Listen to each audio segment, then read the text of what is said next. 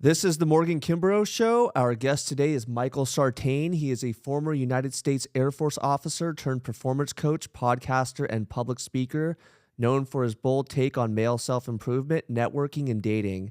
He runs the Men of Action program, helping high-achieving men master social confidence, build elite networks, and succeed in relationships. Michael, thank you for coming on the show. Of course, man. I appreciate you having me out here.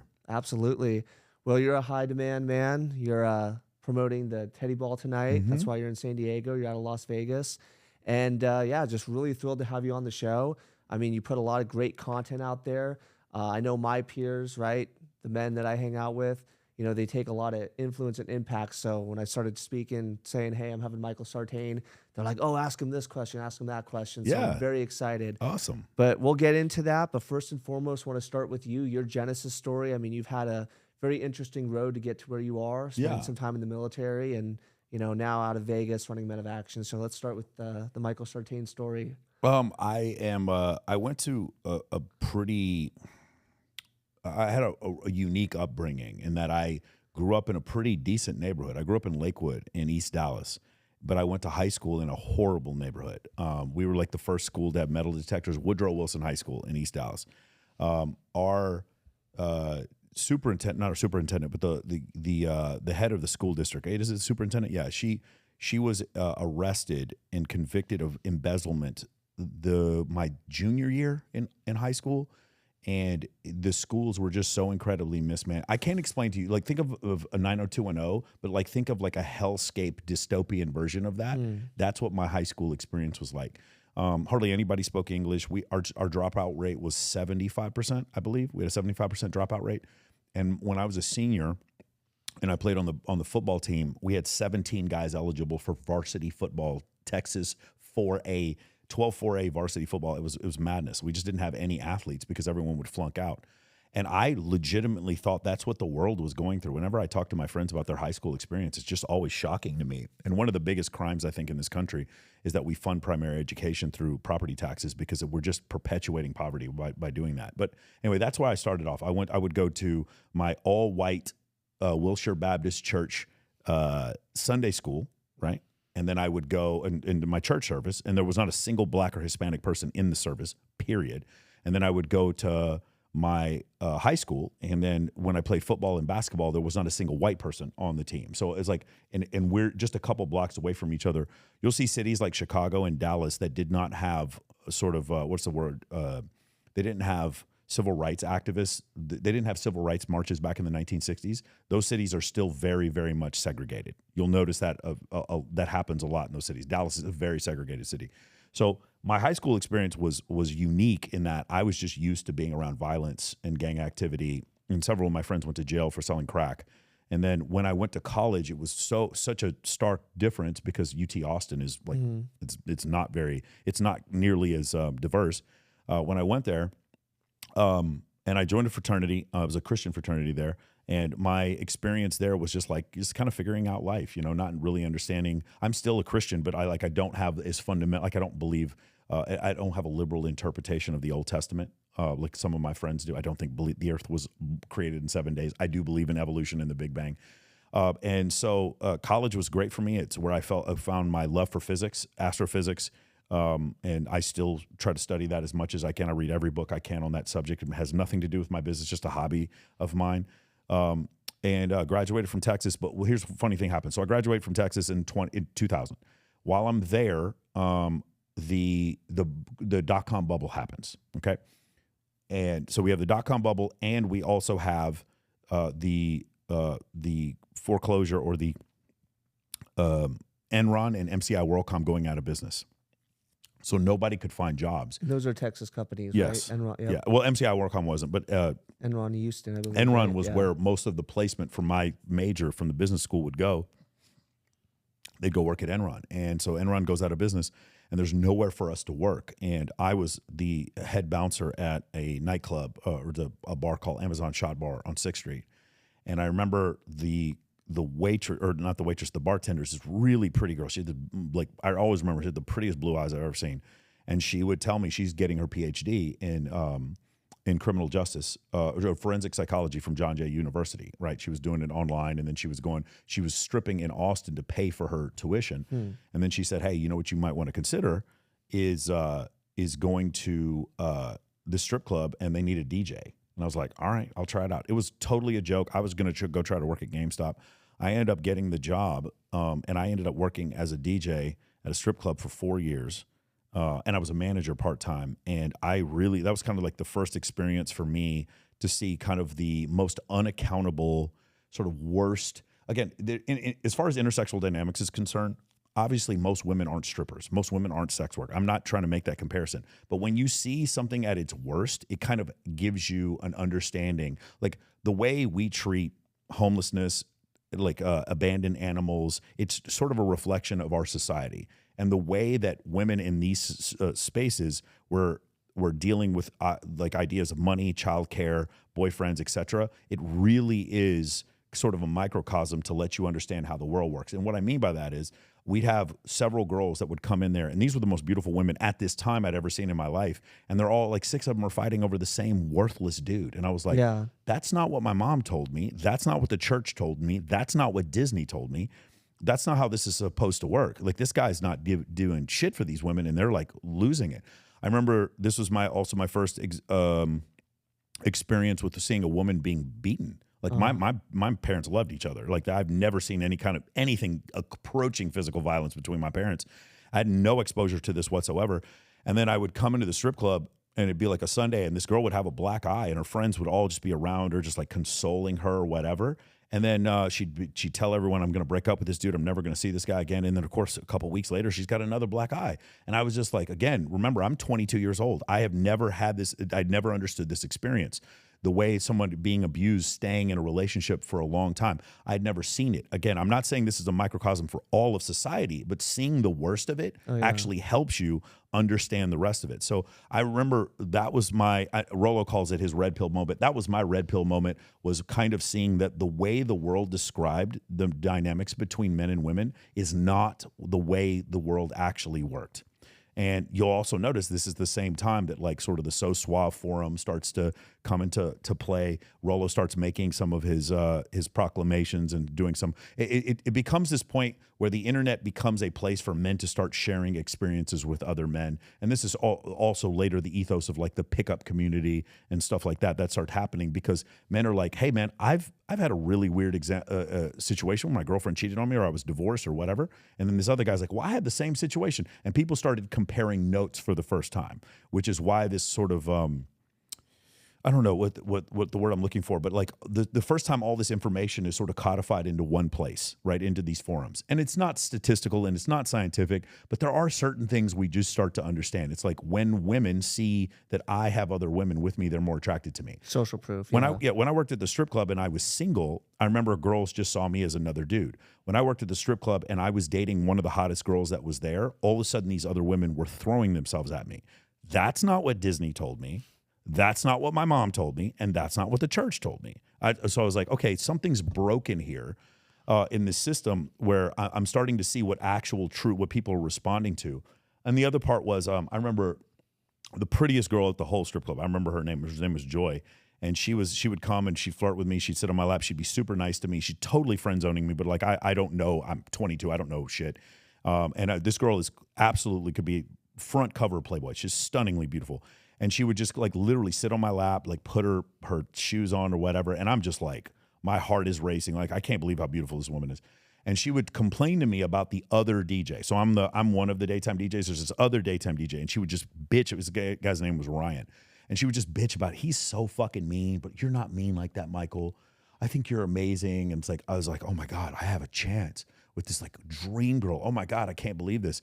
But she was married. And then I don't see her for a while. She comes back in and I go, so what's going on with you? She goes, well, I left my husband and that other DJ Ryan, I live with him now. He's my boyfriend. Huh. Wait, the guy that you've been bitching about I thought I had a shot. Wait, what? Again, that's not what my mom told me. That's not what the church told me. That's not what Disney told me. That's not what I saw on TV when I watched these rom-coms. It's not supposed to be like that this dude who was an asshole is the one she ends up with. That's not how this is supposed to work. And I was like, something is broken here in the way men are being educated as far as how male-female attraction is done. It's almost like attraction is taught in a way that makes women feel more comfortable than what the truth is, right? Which is, again, I'll keep saying this until I'm blue in the face, is probably the most underrated single part of male-female dynamics is that women are attracted to men that other women are attracted to. It's really hard because what a woman will do is she'll see a lot of women being attracted to you and then label you as a player or a fuck boy, not recognizing it's a pejorative. It's basically the N-word for women to try to put you down so that you change your behavior.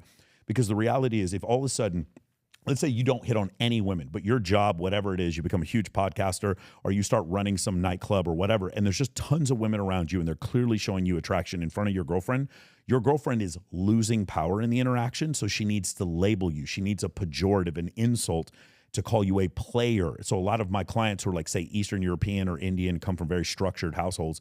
A lot of my German clients, they'll be like, Michael, I don't want to be known as a player. And I'm like, bitch, you should be lucky if somebody called you a player.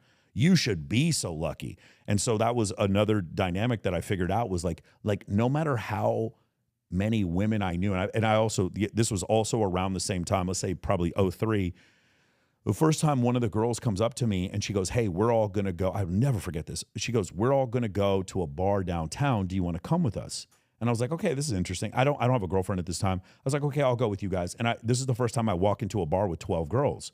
And I remember thinking at the time, it's like, oh no, if other girls see me, they're going to think one of these girls is my girlfriend and they're not going to want to talk to me. And of course we know the complete opposite is true. I would go out with 12 girls. I never had to pay for anything. They don't even check your ID when you walk in the door. And all these women were coming up to me like, who the fuck is this guy with 12 girls? And so that was the kind of the first time where I understood concepts of pre-selection, mate choice copying, and having female friends. And so there's a video of me, like shout out to Sadia Khan and Coach Kyle and all these other people who are saying men and women should be friends now. There's a bunch of people saying it now. I have proof. I was saying this in 2008 before anybody else was saying it. But having a ton of female friends, women introduce you to other women. They get you access to incredible locations and they get you used to being around your dream girl.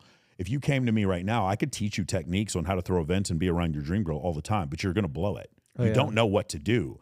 But the way you learn how to do that is by having other women around where you're used to seeing your dream woman. She's interacting with you and your body doesn't overreact. Your palms don't get sweaty. Your voice doesn't crack.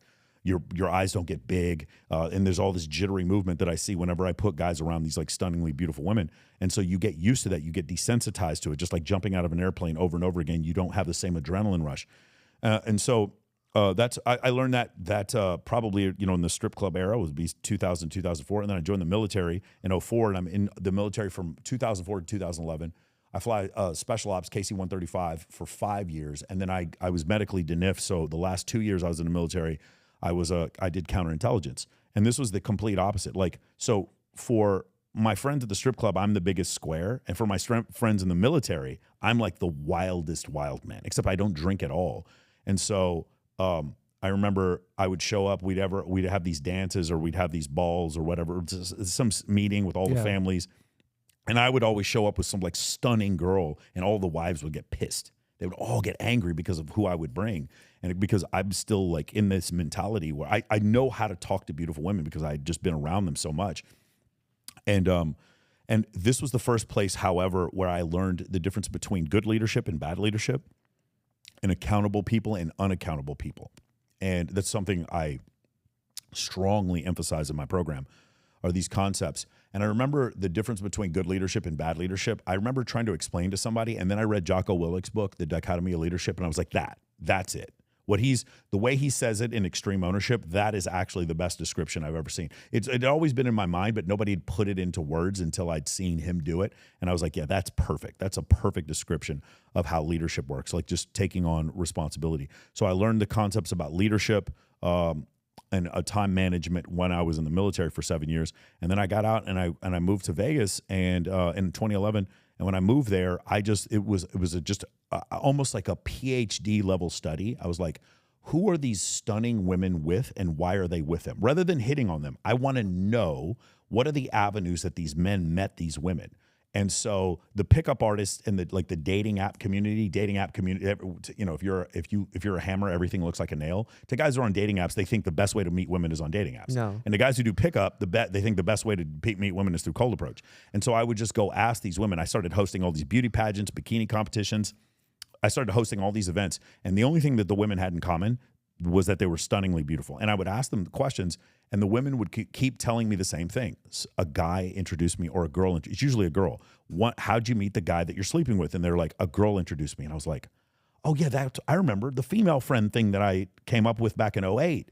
That's what you're using. And she's like, yeah. And then I realized, like, all of the most beautiful women that I'd ever dated, it was always a woman who introduced me. And I was like, oh, I get it. So it's the female friend. So this is the reason why the pickup artists keep dating 4s and 5s. And then the guys who do like social circle were always dating 10s. I couldn't figure it out. And then at that point, that's when I started reverse engineering it.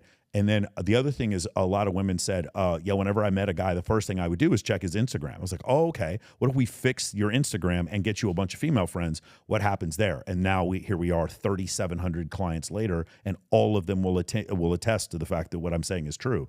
This is, and when I knew that this company was taking off is when pickup artists got so angry and started making all these like horrible videos about me. And then all these black pill guys hate me more than anything. These black pill guys who only think that like looks and money, the only thing that matters is looks for a man. And then I just keep showing them client after client who's browner than them, shorter than them, fatter than them, older than them, poorer than them, crushing it with women. And they're like, no, this is all fake. And I'm like, bitch, I got 200 testimonials. Go look, go read pick anyone you want. Watch the testimonials. And so I got a ton of pushback from that, from that space, because what had happened was what I was teaching was so transgressive in comparison to traditional dating advice, pickup advice, black pill, mode 1, all these different MGTOW, all these different like ideologies. My ideology was like, I love women. All my experiences with women have been phenomenal. And so what I want is a bunch of women in my life to introduce me to more women. I have a video. I show it to my clients sometimes. It's the first moment I met my last girlfriend.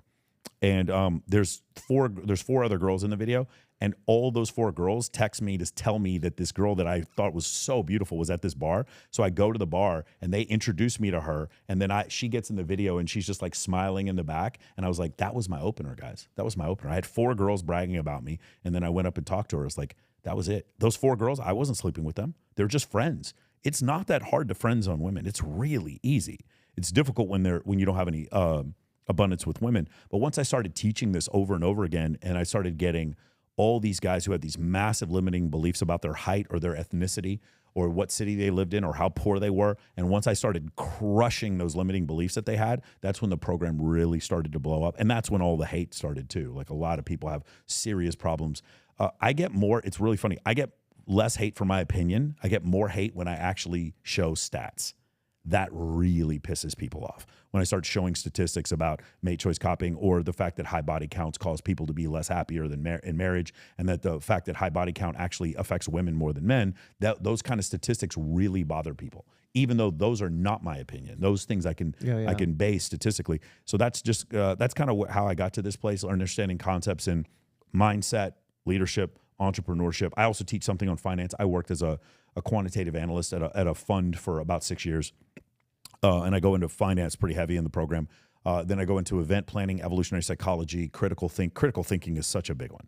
It's the client who's come on every single call and asked the same question, and I stop and I say, what's my answer going to be? I say, what do you think my answer is going to be? And then he says the answer, and I was like, yeah, that's what I want. For me to constantly be a crutch for you to come to me and ask me questions, that's not helpful to you. But for you to come up with the answers on your own because of what I taught you, that's the gift that I'm going to give you for the rest of your life.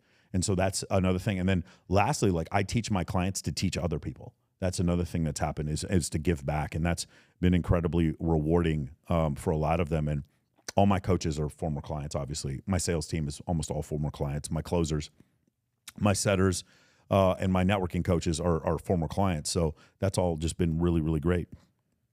And it's been a labor of love and just really happy. I was talking to this girl the other day, and I was explaining to her, I was like, it's not really about how much money the company makes. It's that I know what I'm going to be doing for the rest of my life. And that makes me really happy. The fact that I'm going to get to do this for the rest of my life because there's so many people out here who need help with this. Love that. Yep. Yeah. One of the things you hit on, right, obviously with dating, and I think it's so important, right, especially in this modern era, right? Disney princess movies, Yes. right? That the prince pursues the... Or Hitch. Prince. I think Hitch is one of the most damaging movies I've ever seen. Cinderella is also incredibly Yeah. damaging. Yeah. Right. And it's like this false kind of, you know, the man over pursues and then the woman finally relents. But like that's just not how it works. Do you guys go back and watch Hitch? He doesn't teach these men to be attractive. He teaches them to be attractive to one woman. Yeah. That's a felony.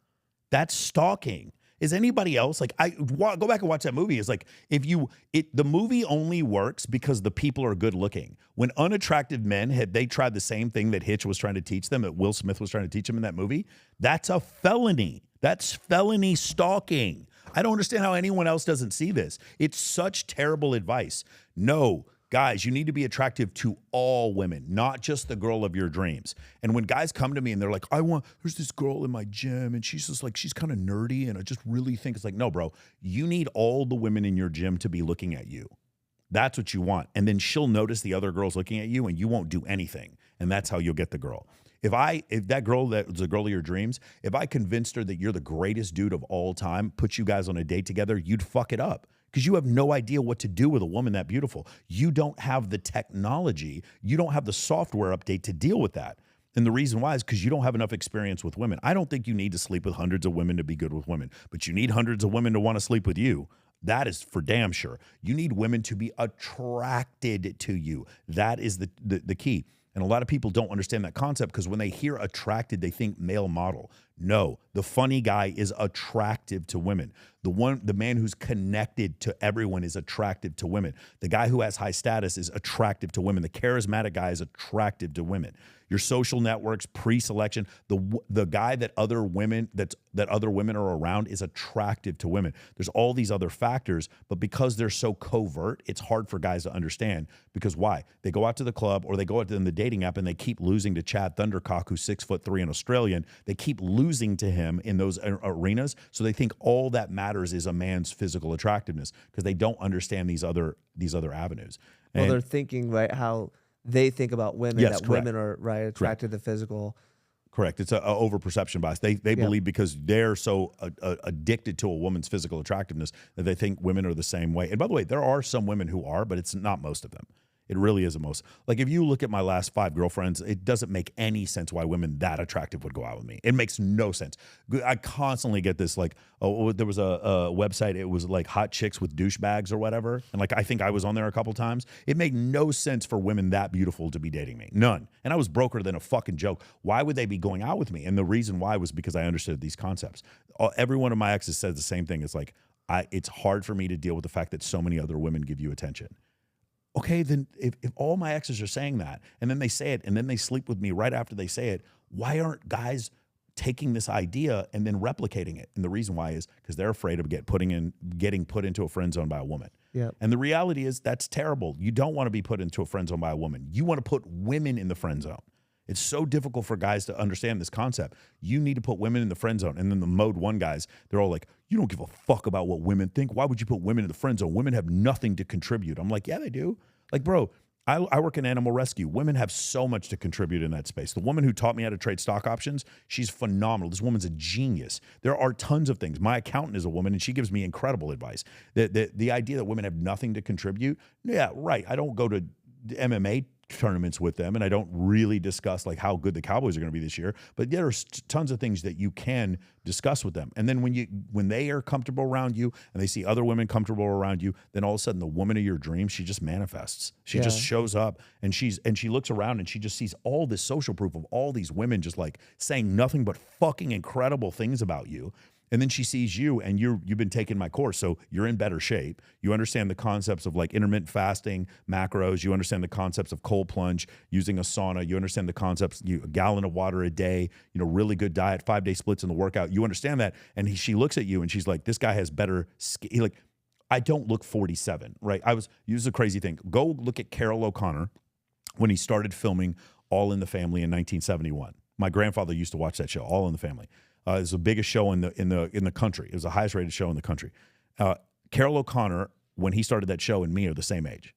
No, 47-year-olds don't have to look like that anymore. You don't have to look like you're 70 anymore. You can look like you're in really good shape now. You can do these things and take care of yourself. So now she sees all the social proof. She sees that you take care of yourself.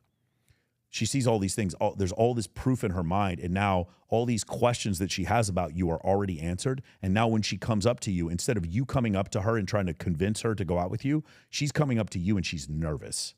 Bro, it's just night and day. And any guy can do this. Any guy. This is what I've been trying to explain to people forever. If you don't believe me, moamentoring.com/testimonials. Any guy can accomplish this lifestyle to where women are coming up to you and they're nervous to talk to you because you've created so much social proof. Social proof which leads to perceived status. No status is real. Status is only perceived. This is another very difficult thing for men to deal with, is the idea that status is only perceived. Because when men deal with men, if I'm dealing with you and I want to do business with you, or like you have a podcast and I want to advertise on your podcast, I'm going to look at objective reality for your analytics to see how many people watch your show. Right? That's what I would look. That's objective. That's a meritocracy. Your status is based on real physical things. With women, it doesn't work that way. Yeah. It just doesn't work that way. All of you have seen the fucking girl dating the douchebag who like has a rented Lamborghini and a fake Richard Mille. Like the reason why is because status is only perceived. There were 23 women suing this one guy who was a doppelganger for Lionel Messi. So this guy looks exactly like Lionel Messi in the face. This dude slept with a bunch of women. These women are now suing him because they slept with him thinking that he was Lionel Messi, right? And it's like, how can she sleep with him thinking he's Lionel Messi and you not understand that status is only perceived? It's not real. And so when you understand that concept, it's like, okay, we'll use these concepts to create perceived status. It doesn't mean it's fake. It just means that it's only perceived in humans' minds. It's interconnected reality. It's not subjective reality. It's not my subjective reality or your subjective reality. It's intersubjective reality. Like the value of money is intersubjective between human beings. Yuval Noah Harari talks about this. So this intersubjective reality, which creates a certain level of status, and I just see women go crazy over guys that they just think have higher status, and that's not the way you're going to meet your wife. But what it is it's going to break down that initial door. Because that initial feeling of ick that women might have for you, that all goes away. When she's pursuing you, all of your flaws go away. When you're pursuing her, your flaws become magnified, which is the reason why the 6'3" Australian guy, he should go direct. Don't listen to anything I'm saying. You don't need social media. You don't need any of this shit. But those of you who are the incredibly handsome dudes, when they go direct, their flaws get magnified, but they don't have any flaws that she sees, so it works. But when you have flaws and you go direct and you pursue a woman, then all of your flaws get magnified. And dude, I'm telling you, I've had maybe 300 girls on my show, Access Vegas. Ask any of them if I've ever hit on any of them. Not a single one. I've dated several of them, but I never had to hit on them. What happened instead was they pursued. And because they pursued, my flaws are eliminated. They don't see my flaws. I don't understand how this concept, like it's so clearly backed by science, and yet I still, you'll see in the comments for this, you'll have these white knight dudes and these women who are feminists, and they get very angry with this because they can't argue with the logic of it. So they'll see personal attacks of like, this guy's a douchebag or a scammer or whatever, and you just watch it and you're like, man, who hurt you, bro? Like, why would you say this? Like, what I'm telling you is 2 + 2 = 4. Again, it's the equivalent of if I go off and explain Newtonian physics to like a guy who's an evolutionist who doesn't believe, a flat earther, if I explain Newtonian physics, it's almost like, because I'm not Isaac Newton, I don't have the credibility to say it. But no, it doesn't matter whether or not Isaac Newton said it or someone else said it. It's true. Something is true, then it's true. It doesn't matter who said it first. The fact of the matter is, women in a two-gender species like Homo sapiens, women are more selective, and they select men that other women select. That is true. It's not it doesn't matter if Robert Tribber said it in 1970s with his parental investment hypothesis. It doesn't matter if David Buss talks about it with mate choice copying in humans. It makes no difference who said it. What matters is that it is empirically and provably, unequivocally true. And so the problem is you might have a problem with me saying it, but the reality is when I say something that is true, and the things that I say that are the most true are the things that get me the most hate. Mm-hmm. Yep, the truth hurts. Yeah. And, I love how you talked about perception is reality. So in a past life, I was president of San Diego Young Republicans here in San Diego. Okay. So I kind of became a local celebrity. I would host these events, Sure. 40 to 50 people, not to the extent you were, but I'd go give a speech and then got on some of the local networks, went on like OANN and KUSI. And just off of that, right, that was like my first kind of entry into, you know, having attention, right? And Yes. the amount of dates that I would come off of that, right? Because it's so beautiful- confusing, yeah. right? But Yeah. what happened was there was an uncertainty that some women had about you, and because you had a certain, even a small level of notoriety, that uncertainty went away. On a scale of 1 to 10, your level of fame, or my level of fame right now, is a 1. We're not anywhere near as famous as The Rock or Cristiano Ronaldo. We're not that famous. But because we have any level of perceived status whatsoever, even the smallest level, that already puts us in the top 5%. Top 1% of men, because most men don't understand the concepts of perceived status whatsoever. And then when it happens is you'll meet a girl who normally would have been on the fence about you. Most women find most men to be unattractive. It's about 80% of men they found to be unattractive. Not my opinion. It's literally, if you look at dating app research, it's about that number. And so because most of the time women don't find men attractive and they might be on the fence about giving this guy a chance, when they see your perceived status from other people, then they're willing to give you a chance. And this mechanism is totally subconscious. They don't even recognize that they're doing it.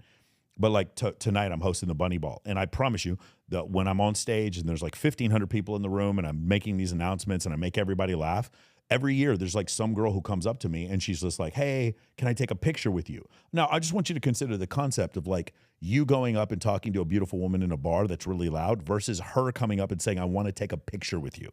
Do you understand how much easier that is? That's not even dating. Like that, it trumps everything that any pickup artist has ever told you. And if you ask my clients, all of them will say, they're like, yeah, these girls come up, they want to take pictures with me. They want to get in my videos. They're hitting me up to like go out with me. It's like, I don't understand, Michael, why is this happening? And the reason why is because of the social proof you've created and that monicum of status. Guys, on a scale of 1 to 10, I'm only talking about a 1 or a 2. Just enough status to where when you walk up to the bar, the bartender knows you, the bouncer knows you. Enough status to when you go into Mastro's, the chef comes out and says hi to you. That's not hard to do. This small level of status, if you can just show that, all of a sudden dating becomes a joke. It legitimately becomes a joke. It becomes so easy, it's ridiculous. And so that's the thing that I've been trying to teach for a long time. And just, more and more guys start to see it. But the problem is what I'm saying is so anti pickup. It's so anti feminist. It's so transgressive that's why I get so much pushback on it. Question I wanted to ask you. So like when you get into a relationship with a woman and I don't know, this is just something, okay. So a woman I know, right? Very attractive. I'm a friend of hers and she's in a relationship and she posted like a text message her boyfriend sent like, he sees me for who I am. He doesn't ask me who I'm texting, doesn't ask me when I'm going out. Yeah. Right? Like, he's just so great. And something because I'm in a relationship, right? And a lot of my friends come to me. The girl the guy she's cheating with? I don't know if she's cheating. But anyways. I do. Go ahead. Okay. Well, just something I saw that was like, interesting. Like, my girlfriend doesn't do that. But like all of a sudden, I'm just going to tell you what will happen in the future and then like play this back. Maybe for her, okay. She's going to all of a sudden sort of lose interest and they're going to grow apart because she gets her way in everything in the relationship. Yep, exactly. And you're going to start to see like she's going to start making up problems that are in the relationship and she's going to start shit testing him because he doesn't stand up for he has no boundaries and doesn't stand up for anything he believes in. In the interim, it's a flex. She can show off to her friends. I have this man who does everything I want and he hears me and sees me and all this kind of stuff. But there's nothing about him being a leader. There's nothing about him being like nothing about that. It's just that I found this wild stallion and I tamed him. And that's what she says. And what'll happen over a while, she'll be like, I don't understand, but I just kind of got bored and the sex got boring and all this kind of stuff. And you'll see and play it back for him. Like this recording we're having now, play it back for him in a year or two when this relationship is over. And then you just understand as a man in the vast majority of cisgendered heterosexual relationships, men have to lead. You have to be bigger and stronger and more assertive, more aggressive, and more ambitious than your girl. And you need to make more money than your girl. And you need to be more of a leader than her. And if you do those things, you maintain boundaries.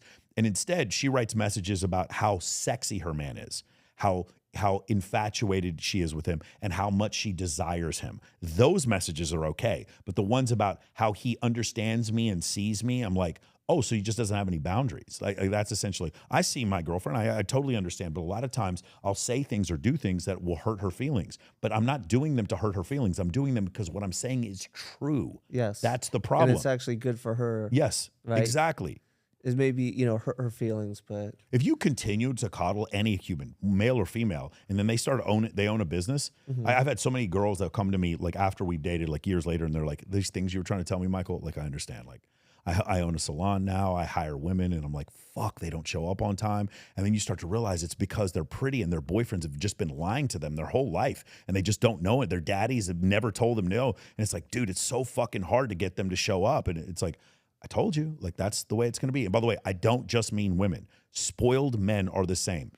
Super famous men, famous athletes, guys who are born with trust funds, dudes who are born super good looking. They're just as unaccountable. I'm not just trying to pin this on women, but like a lot of times these women will have these conversations with me, and at the time they're like, no, Michael, it's not like that. People will hire me because I have good energy. My energy is good, and I'm just like a good person, and I'm a Sagittarius, and all these people who are Aries are just haters, and they'll have this conversation with you, and then you'll break up, and years later they'll come to be like, yeah, you're right. I'm sorry. Yeah. Like I didn't realize how much bullshit this astrology shit was, especially when women start owning a business. Those are the biggest ones. They're like, yeah, you're right. My bad. I was like, I can't find accountable people to do shit. I didn't understand what you're saying, Michael, but now like I get it. And that's what happens. It's like, what I'm trying to tell you is I'm trying to get you to the truth quicker. That's all I'm trying to do. And in doing so, I'm going to hurt your feelings. Yep. And then when you come to that realization, then like initially it's going to be, who hurt you? Michael, you're an asshole. Why would you, Morgan, why would you have this insecure guy on your show? And then what happens eventually is like with the situation you're dealing with now is that when they go through this horrible breakup, then eventually, hopefully they don't become resentful or cynical because of it. They come to the realization, oh, that's right. That's what Michael was trying to tell me before. I understand now. And I'm never going to say I told you so. But what I am going to do is try to help you when you come to this realization. Like so many guys, I've just seen so many that have no boundaries when it comes to women. They're taking their ex back. They're like, this one guy I'm dealing with is super successful. Guy makes hundreds of thousands a year and millions a year. And the guy is like taking his ex back and she won't sleep with him. Yeah. She's like, well, I'm letting her live back in the place, but she's like, she doesn't want to have sex with me. So maybe if I'm like a good guy and I like really try to support her dreams, then maybe she'll try to have sex with me. And I'm like, do you really think that's how this works? Like, I don't understand. Like, not only is she not going to sleep with you, she's sleeping with some other dude and she's going to make fun of you. Oh yeah. And they don't grasp these concepts. And because I don't know, and I'm just going off on a tirade here, but like, it's just one of these things I've seen over and over again is like just as long as you're open to these concepts, then things make a lot more sense. Men desire more variety of sexual partners in general. It's this naturalistic fallacy. It doesn't make it good. It's just still true. The fact that men on average have 90% more upper body strength than women, it doesn't make it good. It's not a naturalistic fallacy. It's just biological. It's just something that's true. It doesn't make women or men better. It's something that is true. And so people have a hard time with these. I'm reading Boys and Men by Richard Reeves. Highly recommend everyone read this book. Phenomenal book. But he goes over some of the mistakes that conservatives and liberals have made when it comes to intersexual dynamics. And the main issue that liberals have is they don't see biology in for the reasons of any of the dimorphic sex differences. They don't see it as biology. They think the only reason you're a man and you want more sex with more women than the other way around is because culture trained you to be like that.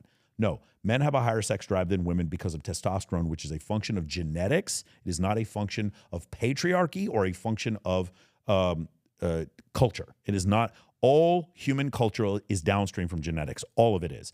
And so they have a problem with that, and that's one of the issues. And the other issue is that they believe that gender inequity can only go in one direction, meaning only women can be disadvantaged. 68% of college graduates now are women. Women are outpacing men under the age of 30, and in certain countries, women are out earning men all over the place. It's not the pay wage gap. If you go look at the pay wage gap, you start to understand it's only one thing. The pay wage gap is the children gap. If you look at, they did a study in the UK where they looked at lesbian couples and they looked at heterosexual couples, and then they looked at the earning potential of the men in the heterosexual couples and the women that did not have the child caring responsibility in the lesbian couples. They had the same career trajectory, the same earning potential. Then they looked at the women who carried the children in the heterosexual couples and the women in the lesbian couples that carried the children, and they also had the same trajectory. What causes the pay wage gap between men and women is almost entirely childcare. And so that you find that out. Well, when you explain that, that's rough because you can't blame men for that. And the pay wage gap, not only does it have to be real, it has to be blamed on men. It can't be a mistake, and it can't be a function of genetics. But if you just look at the data, it's very clear that the pay wage gap is almost entirely a childcare gap. Orion Taliban. Oh yeah, Orion Taliban. Yeah, that's my man. Sorry. Dove into his content. I know you had him on his show. I think he does a really good job at like dealing with the psychological aspects. Yeah. You know, so this same woman, right? Like a year and a half ago, she didn't show up to work because she had been partying the night before. Yeah. And I was out with her and her friends, and she's like asking me like, how does this email look for saying I was sick, right? Yeah. And this is the same one who said that my boyfriend sees me and understands me. It's the same girl. Precisely, yeah. And so I can't wait to meet her. That's incredible. So it's just kind of funny to me, right? And you know, again, like a lot of my friends come to me with these like problems of how these women just act insane around them, or like take advantage of them, or yell at them. And I mean, just like I was on the phone with my friend today. He's like, "Can you, like what should I ask Michael?" He's like, "These women I meet are just like crazy. Like they're just entitled. They're just all this, right?" And again, that's not all women, but for whatever reason, whatever they're putting out, whether it's who they are or what they're attracting. Like, you know, you see words like "I'm healing," right, or like I'm healing. No, you're unaccountable. That's what's going on. So Sadia Khan, who I'm a fan of, I know Rollo isn't, and I know that I made a video criticizing her, but I am a big fan of Sadia Khan. She said one thing, and I repeat this all the time. What women really want is a man they can't manipulate. Yeah. What's happened with your guy friends is maybe they're not manipulatable, but because of her previous interactions with men, she just by default believes that this guy is able to be manipulated. What I found is that when I'm dating someone and she clearly understands that there are other women who are pursuing me, all of these problems just magically go away.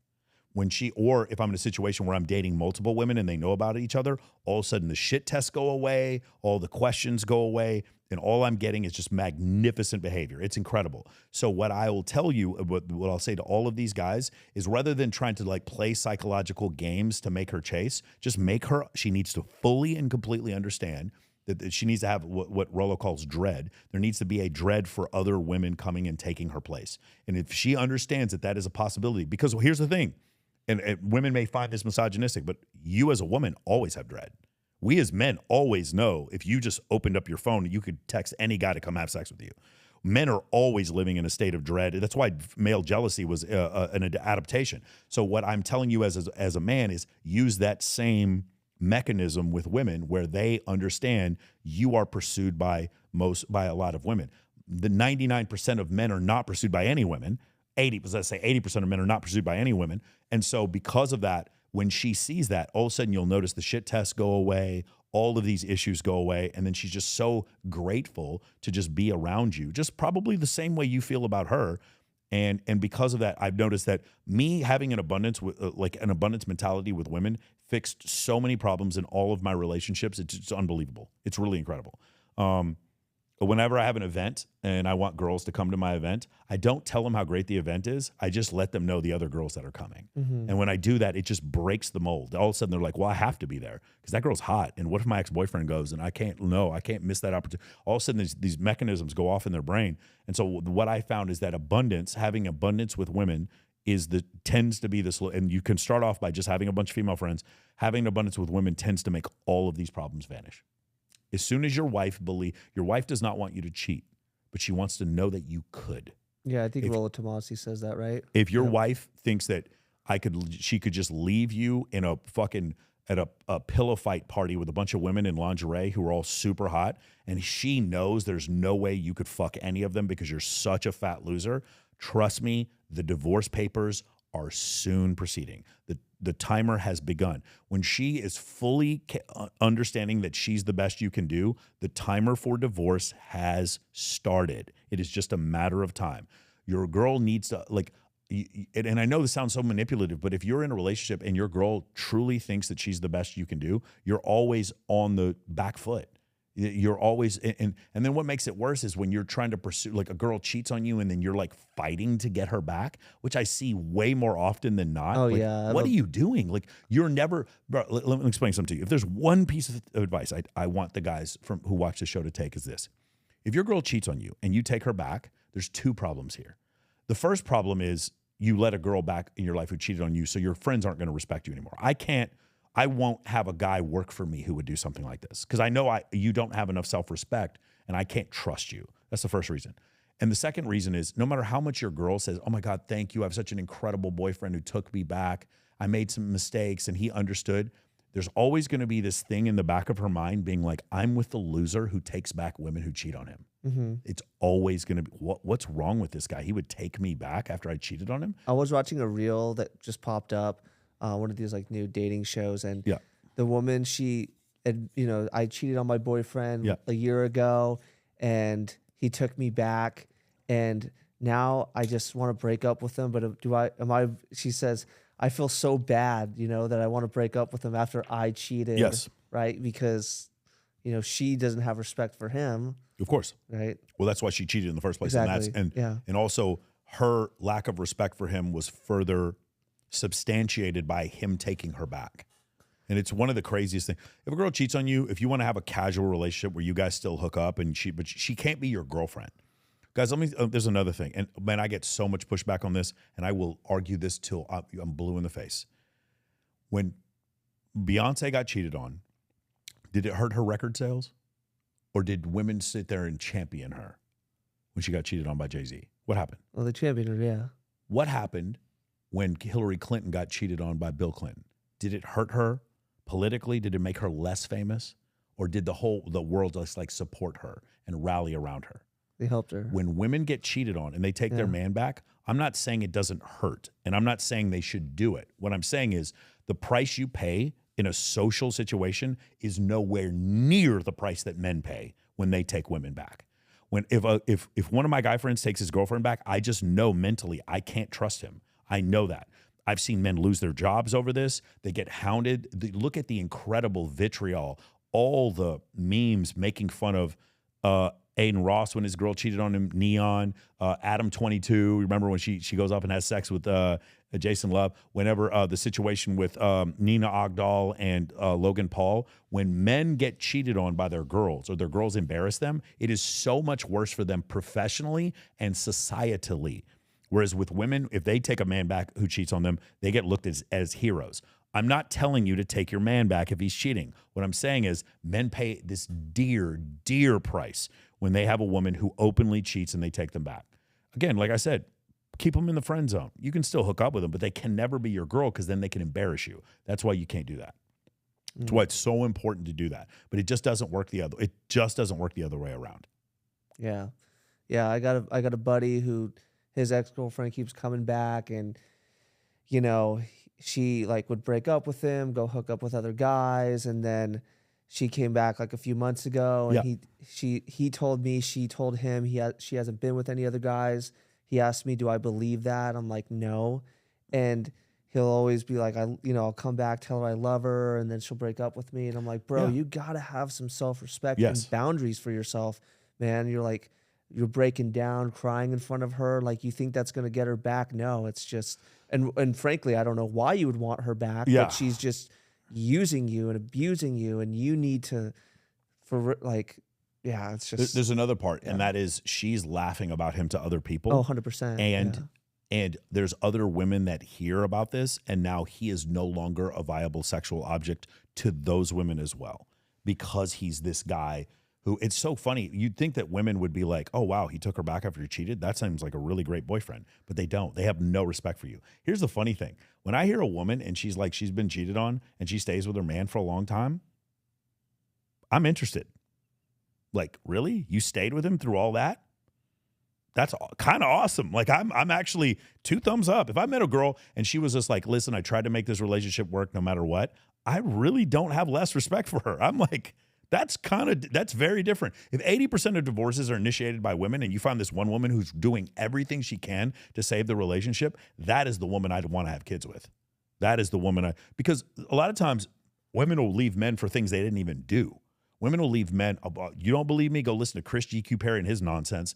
Women will leave men because they had a dream he cheated, right? And so having a woman who's like her primary objective is to keep the relationship together, that sounds to me like, I know you got cheated on, but that sounds to me like that's a good woman right there. You know, I'm not saying you should get cheated on. Ladies, if your man cheats on you and you break up with him, there's nothing wrong with that. I'm not telling you to not do that. What I'm telling you is there is a double standard in the way society views you if you're a woman who gets cheated on versus if your man gets cheated on. Period. I will argue this. Anybody who wants to debate this and get absolutely embarrassed on YouTube, you're more than willing to debate this topic. But this topic isn't even up for debate anymore. There is a massive double standard. And for you as a man, professionally, societally, as far as your network is concerned, the respect that you have from your friends and other women, you cannot take a woman who openly cheats on you and embarrasses you. You can't. It hurts you so much more than the other way around. It just does. And by the way, let me give some grace here. I think the smartest man in the world, or at least the man who puts into action more incredibly intelligent ideas, is Elon Musk. And this man is the wealthiest man in the world. You would expect to have an unbelievable level of wisdom, and he still put his dick in Amber Heard. Elon Musk is smarter than you and me, but he still fell for this. He still put his dick in a girl who has bipolar or borderline personality disorder.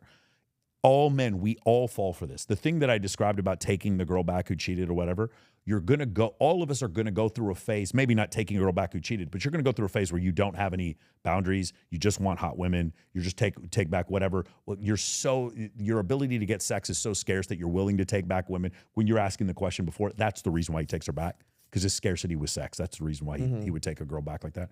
I'm just guessing. So when you see that and you understand that we all as men, we've all gone through that. I'm not here to shame you for this. What I'm here to tell you is that we all went through this prospect, and then eventually we come to the realization, I have to maintain boundaries. I cannot be manipulated, and I must have abundance in my life with other women in order for women to take me seriously, see me as a viable sexual object, and to be respectful. That's the only way to do it. Amen. I want to pivot a little bit, and this is kind of in my realm, right? I date a little bit more traditional. I'm a Christian. That's my faith. Yeah. So my girlfriend and I, we met through church, and she's from the Midwest, very traditional, right? So I haven't had to deal with those problems that you talked about, right? That was homeschooled, right?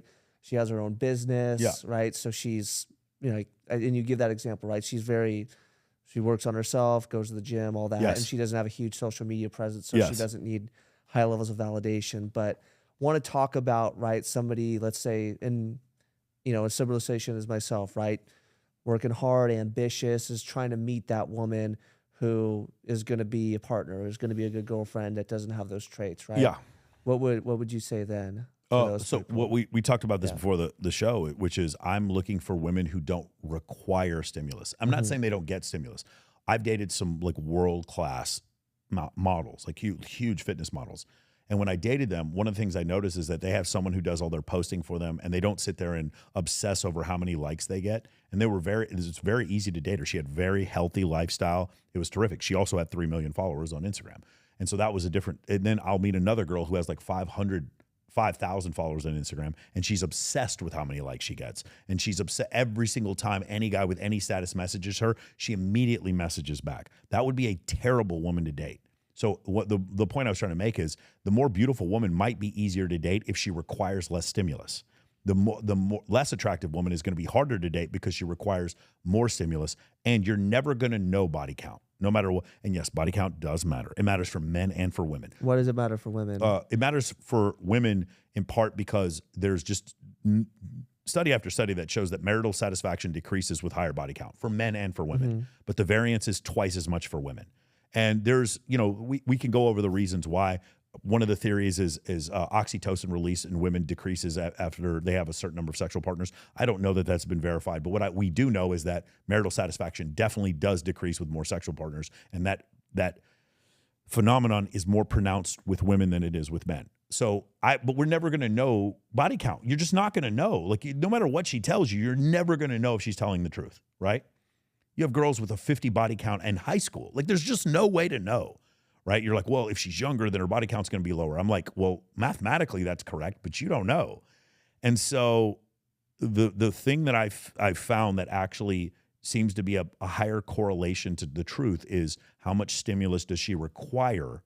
And does that stimulus she require, if it all comes from you, it's like what she does want a lot of attention, but she wants it just from you, that's okay. Yeah. A woman who wants attention from me, that's okay. That's not a big deal. If she wants attention, but if she needs validation from her hoe friends, or she needs validation from random people on social media giving her validation, or if she needs validation, she's a stripper and she needs validation from the money she makes from the strip club, or she's on OnlyFans and she needs validation from all the people who subscribe to her. If she requires additional validation, then that's going to be a hard woman to deal with. I have a friend of mine. She's a huge content creator on OnlyFans, and she's in a very happy relationship right now. She's been with her husband for 10 years, and she does not give a shit about the fluff. She doesn't care about the clout at all. It's just a way for her to make money, and that works. And when I noticed about her, I was like, why does this relationship with her work with this guy? And I realized it's because she's a very low stimulus woman. She would rather stay at home with her husband, who she loves and adores, than go out and try to meet some celebrity. And so that type of girl, I think you can definitely have a terrific relationship with. And this is another part, because I want to make sure that people understand this. The woman who wants to be single forever and wants to be extremely sexually liberal, I don't hate her. She can do whatever she wants. I just have the right to not date her. Let me say it again. If you have a 900 body count, go for it. Have fun. I would love to have you on my show. Hell, I'd love to go to a dubstep concert with you. You seem like a fun person. Wild. Some of the most charismatic women I've ever met in my life are porn stars. I would love to be friends with you, but I have the right to reserve my willingness to date you. I don't have to date. You've decided to make very poor choices with men, and you have 3 kids with 3 different babies' daddies. I'm not saying you don't have value to the world. What I am saying is I have the right to not date you. That's it. That's all I'm saying. You have the right to anything you want to do, and I have the right to not date you. That's it. So I don't judge women. If they have a high body count, I find some of those women to be the most fun women to go party with. They're awesome, but I don't need to. I'm not going to take them seriously in a relationship. That's not an insult. It's just something that I have because I have a boundary. That's it. It's like if you do that, it's like, oh, we went on a break and she slept with a couple of my friends, then that's over. That relationship's over. Nothing personal. It's just I have 40 other women who want to date me. So I'm not going to sit there and worry about that. And that's how most men, whenever I have men who ask me questions, there's a girl I want to date at work. That's one. I want to take my ex back. I'm dealing with this girl who doesn't want to have sex with me. Whenever I'm dealing with this, the answer is always the same answer. It's like, would you tolerate this behavior if you had 3 women at home all wanting to have sex with you every day? And they're like, of course not. I was like, then you need to start behaving like that. That's the boundary. My boundaries in my head are always, there's multiple women who want to date me. Let me tell you something. I could be delusional. Let's say there's no women that want to date me. I'm still going to act like this. I'm still going to act like I'm still going to have boundaries as if there are multiple women that want to date me, which is going to change my behavior, which is going to make me more attractive to the opposite sex, because I'm not going to act desperate. I'm going to act with abundance, even if it's imaginary abundance. I would still rather do that than have my boundaries manipulated because a woman has big boobs and green eyes, which is what most men do. They give away the farm because a woman is attractive. Because a woman is attractive, she doesn't deserve anything. She does not deserve anything because she's attractive. She deserves something because she's sacrificed for you. A woman who has given you a child and brings peace into your life deserves everything. She wants a house, you give her a house. A woman who brings peace into your life makes you a more valuable member of society and brings you a healthy child. That woman deserves everything. But what I just said, 99% of men will never get that. They will never get a woman who brings peace into their life and gives them a beautiful child. They'll never get that. But they're still giving those women everything because they're attractive, and because these men are in such a sexual deficit, they're willing to give it all away for free. Yeah, it's very unfortunate. You know, like my girlfriend, right? She cooks food for me like 5 times a week. Yeah. Like, gives me massages and stuff. Yeah. Feeds like words of encouragement. And I'm like, you know, I honor that relationship, right? Because of what she's giving to me. And, you know, I'm committed to her, right? Yeah. So talking about like that, right? Like, you know, what traits, like not just like past the physical, right? What traits would you look for in a woman? I mean, you're in a relationship right now, right? No. Okay. What traits I would look for in a woman? She needs to fully and completely support what I do for a living. Okay. like that's to me now, because where I am in my empire building, that's where I want. That's the number one thing I'd want. I know some people criticize them, but I love the way Layla Hermosi supports Alex Hermosi. Yeah. That to me is a great paradigm. She is more into his business than he is. That's one thing I would want. The other thing is there is no attacking, there is no accusing, and if you're losing the argument, there is no exaggerating. I do not tolerate exaggerations just because using hyperbole just because you're losing the argument. You can always ask me how I feel, but you can never tell me how I feel.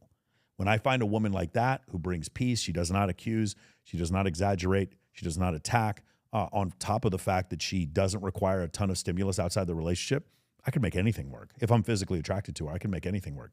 A healthy lifestyle is also really important. I just want to let you guys know, if your girlfriend does blow, she snorts cocaine at any time whatsoever, with or without you, she's eventually going to cheat on you. I just want to let you guys know that. Let me say it one more time. If your wife or your girlfriend at any point hangs out without you and she does cocaine, just know eventually, just assume she's going to cheat on you at some point. It's just the way it is. That's why that's a very unhealthy lifestyle. And I'm going to include Molly, ketamine, any of those other drugs, MDMA, any of that stuff. If she's doing that and she needs to go to Coachella for a girls' weekend without you, just know she will be having sex with someone else. I don't care who that offends. It is absolutely true. And so that's the another thing is like a lack of a healthy lifestyle is also a big one. Excessive levels of tattoos. And I've met several girls that are getting in their 30s and they're getting all their tattoos removed. And that's probably the right move. Like excessive levels of tattoos and piercings. There's data that shows that that's a high correlation to body count. It was like a lot of tattoos and piercings. Why is that? Because it's I'm trying to think the way to explain. This is going to go really deep. Testosterone causes men to become greater risk takers. Mm-hmm. Estrogen actually causes women to become less risk takers. That's why you don't see women in their first trimester of pregnancy going mountain climbing. They tend to be more risk averse. This is also where morning sickness comes from. It's your body rejecting possible toxins in the food that you eat. Right? There's studies that show that women who suffer from morning sickness have more healthy children. So what happens is when you have a woman with like higher testosterone, that's what we know what controls libido, testosterone. So you have a woman who genetically just has higher testosterone. She has a higher sex drive, wants to have sex with more men. She's also more of a risk taker. That's where the piercings and the tattoos come from. That's generally what it is. Tattoos on men, there's another double standard, and I don't care what anyone has to say. What I'm saying is accurate. Tattoos on men show tribal alignment, which is why they're attractive to women. Tattoos on women show bondage. Tattoos on women show ownership, slavery, bondage. That's the sign that it has. It is not the same thing. And I'm not saying there aren't women who I've seen who have sick-ass tattoos. Sleeves on girls, I actually don't mind. I think that's fine. Nothing between the boobs. That's crazy to me that women are putting tattoos on their boobs. It's incredible to me how insane that is. Neck tattoos, like I don't understand like why women are doing it. And I know a lot of my friends have these things, especially that live in Las Vegas. But when you do those things, just understand it doesn't make men more attracted to you. Mm-hmm. It doesn't.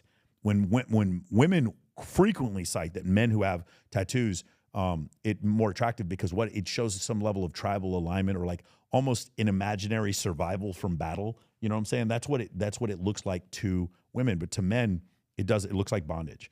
And so excessive levels of tattoos and piercings, also alcoholism, like high levels of alcohol consumption, they just correlate to a high body count. Again, not my data. All of this can be sourced. I know a lot of people are going to be offended by it, but it's just true. It's just a matter of truth. And so, I think that's one of the things that I would look for is like external, like I'm seeing a girl right now who has tattoos and she's getting them all removed. But it's like one of these things where it's like, it's very clear that this causes problems down the line. Now it's not 100% of the time, but a lot of the time when you see excessive piercings, tattoos, drug use, and alcoholism, those two things tend to lead to high body count. Yeah, 100%. Like risk-taking behavior, obviously. But again, risk-taking behavior, what is that? That's a male characteristic. 40% of men and 80% of women throughout history have reproduced. Women don't have to take risks to reproduce. They just have to be attractive. Men have to take risks to reproduce. Why is that? Well, because most men are like, there's a surplus of men. In order to get like 50 women pregnant, you only need one man and 50 women. Like there's always a surplus of men. And so because of that, men have to take risks in order to garner the resources or the attention of women to even procreate in the first place. 60% of men never reproduced, right? So what causes you to do that? Testosterone. Testosterone means you're more risk tolerant and you're doing more in order to get the attention of women, and women having that same masculine trait is not good. Women don't need to take risks to have sex. Yeah. No, 100%, right? Yeah. And you want to, that's how it should be, right? And I think in our today's culture, right, you have like the extreme, like whatever, eighth wave feminism, whatever it's on now. It's like, not just like, nothing against women in the workforce, but it's like all these other things, right? Men and women are the same, right? Yeah. That women can go out and act like men, but they just can't, right? Yeah. Like for a man, like to go and sleep with a woman, like most men can walk away from that and not be psychologically affected. Yeah. How should I say this, right? Like, you know what I'm saying, right? Yeah. Whereas women sleeps with a man, like they have bonding. They tend to bond more. Again, it has to do with the oxytocin release. I've also found that my female friends who are lesbian, or not lesbian, but bisexual, when they have sex with a woman, they say whenever I have sex, I've heard multiple women tell me this, whenever they would have sex with a guy, they would feel like obsessed about, like, is this guy going to call me? They start feeling some kind of way about him. They said whenever they would have sex with a woman, that same oxytocin release didn't happen. They just don't feel the level of attachment, even though they still had an orgasm in both cases. With the man, they feel like a more serious attachment. That would lean towards genetics. The other thing I want to say is there's no should or should not. Again, if you're a woman and you're an eighth wave feminist and you want to fuck a bunch of dudes to show that you're an egalitarian human being, you're more than welcome to do so. I will show you data that will show you that'll probably make you unhappy in the future, but I'm not prescribing for you to do it or to not do it. Enjoy your life. Do whatever you want. You have the right to sleep with whoever you want. I just have the right to not date you. That's all I'm saying. That's it. I'm just choosing to not be with that woman. That's all I'm saying. You can do whatever you want. There's no should or should not be, because the reality situation is, because the way social media works, we're only going in one direction.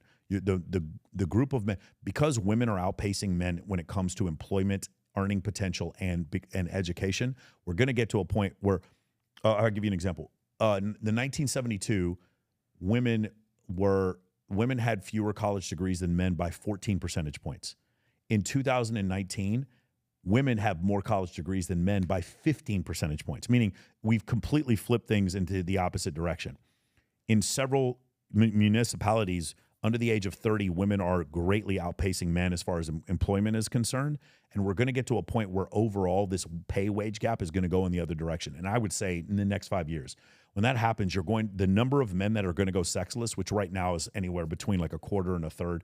And when I say sexless, I don't mean completely sexless. Maybe you've had sex with one person in like a year, but it's like you accidentally had sex with some whatever, or you paid for a prostitute. I mean, men who actually have sex that they desire on a regular basis. You're going to have the bottom third to like the bottom 40% of men with no sex whatsoever, or very little sex. Incel. Yeah. I mean, the incel, I don't even like that term. I think incels is just a pejorative that the other side uses to insult people. But you're gonna have this massive level. I say men left behind. You're gonna have this massive level of men that are left behind sexually, and we're just gonna keep going in that direction. So if you don't grasp what I'm saying about pre-selection, women being attracted to men who other women are attracted to. Also, we haven't talked about this at all. Using social media in order to grow your pie. Social media actually shows perceived status while you sleep. So it's one of the greatest inventions in the world for high status men, and in one of the worst things in the world for low status men. Let's talk about that, right? Yeah. So social media, right? You're very dialed in. Yes. Right? I mean, you go onto Michael Sartain's Instagram page, content's amazing, edited well, right? You from your podcast or talking or going to an event. I mean, like just, right? You say social media is not real, and that's okay. Yeah, social media is rule number 4 in Men of Action. Social media is fake, and I'm okay with that. The world is not fair, and I'm okay with that. That's what I try to get guys to understand.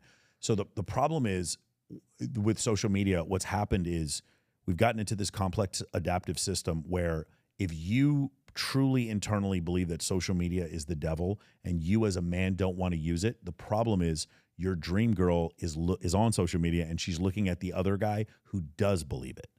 It's not a function about whether or not it's right or wrong. It's about a function of your competition, your male competition is using this to their advantage. So if you don't use it to your advantage, you will lose. Again, you can believe there's these men, these self-help conferences where they have men stand up and they're like, you're enough. Say it out loud.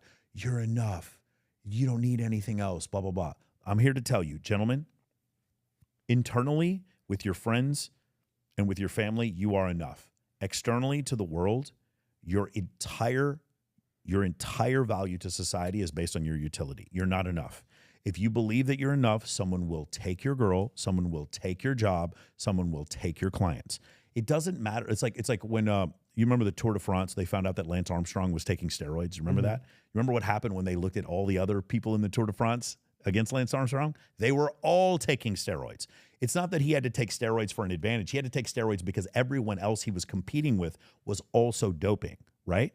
So it's the same situation here with social media. It's not that social media is the end all be all. It's that your competition is using it. And if you don't recognize it, again, could you imagine someone right now, they have a plastic surgery clinic. You have a friend who has a plastic surgery clinic and they're like, hey man, I want to have a plastic surgery clinic, but I don't like social media. So I'm not going to advertise on social media. You would look at this person like they had 3 noses. What the fuck are you talking about? You will have a plastic surgery clinic and you're not going to use social media in order to promote your clinic? You're insane. No one would agree with this concept. And the reason why is because all the other plastic surgery clinics are using social media. But for some reason, when we tell men to do this when it comes to dating, they get offended. They start saying, that's gay. I don't want to do that. I'm like, bro, I'm a retired U.S. military officer. You think I want to put the dog filter on my face and whatever shit? No, I don't want to do that, but I do it because it works. Yeah. And that's the thing. You have to understand. Social media can show massive levels of status with low perceived effort, and it generates status and attraction for you while you sleep. We haven't even gotten into how much it'll build your brand so that you can make more money, or how many people will want to network with you because your social media is on point. And I'm not talking about having 1 million followers. I'm just talking about you not looking like a loser on your social media. And if you're a man and you're watching this, 95% of you look like fucking weirdos on social media. You have no idea what you're talking about. That's why one of the first things that happens in my course is we show you 60 different profiles, and you just pick whichever one you gravitate towards, and you just kind of copy what they're doing. And then you'll notice all of the attention that you start getting. You know this program is working for you when your ex-girlfriend hits you up and be like, I don't like what you're posting. That's when you know what you're doing is working. Okay? She cheated on you, she broke up with you, and now she's complaining about your social media. That's the cue that what you're doing is working. And so that's why I keep telling guys, it's like, I understand that it's vapid. I understand that it's shallow. I understand that it's causing the degradation of humans and massive levels of ADHD and causing people to become depressed. I'm fully aware of all of this. And at the same time, as a man, if you want to date beautiful women, it's your only choice. And I don't care how many guys that you're going to have these pickup artists in the comments being like, no, I just go to the mall and date beautiful women. No, you don't. Show your photos. They can never show their photos because they're just lying. It's just not, you can't. Malls are empty. People are ordering their shit on Amazon. Nightclubs are full of men now. There's way more men than women. Unless you're in the VIP, it's all these dudes out there because women are getting their validation through social media. If you want, you can sit there and lie to yourself all you want. I will continue to show proof through my clients and myself that we are crushing it, and you will continue to sit there and make comments about, no, I use dating apps to get girls. Like, no, you don't. You use dating apps to get women who either have a mental disorder or 3 kids. Or they're trying to rob you or trying to get you to go down their OnlyFans funnel. Those are the only women you're meeting on dating apps. Attractive young women don't need dating apps to meet men. I told you before, 80% of women throughout history have reproduced. Women do not need to take chances to reproduce. Men will find them. They just simply exist and men will come to them. They don't need dating apps. So if you're going on dating apps to try to meet women, you're meeting the worst possible type of women. That's the problem. And there are 9 men for every woman on Tinder. The average guy gets 6 matches for every 1,000 right swipes. Bro, that system is broken. The cold approach system is broken because women are not going out in real life. And the dating app system is broken because there's way more men than women. So the only real way to make this work is social media and social proof. Social media and social circle. That's how you get a plethora of women. If you want a lifestyle where it's like 7 or 8 women for every guy, that is the only way to do it. Amen.